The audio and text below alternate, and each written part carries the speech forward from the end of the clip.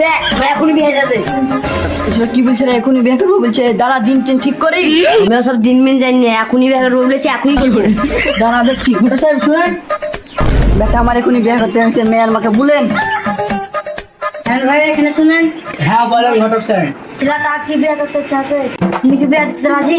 হ্যাঁ আমরা বিয়ে দিতে রাজি। আপনি যখন খুঁজ তখন নিতে পারেন, মন করতে বলে এখনই নিয়ে যেতে পারেন। কিন্তু আমার একটা কথা, ছেলেদের কেমন দাবিটা বেশি। না না, অসব দাবি টাবি আমি নিবো না, আমার বিয়ে হলে হলো। তাহলে তো হয়ে গেল। হ্যাঁ তাহলে এখনই বিয়েটা করিয়ে দিই। বিয়ে তো করান বলছেন, কিন্তু মন বিকল। আরে ঘটক সাহেব তো আমাদের বিয়ে টিয়া পড়ে না জানে, এখানে আবার মরবি কি দরকার? চলেন ঘটক সাহেব, তাহলে বিয়েটা করে দেন। আচ্ছা ঠিক আছে চলো।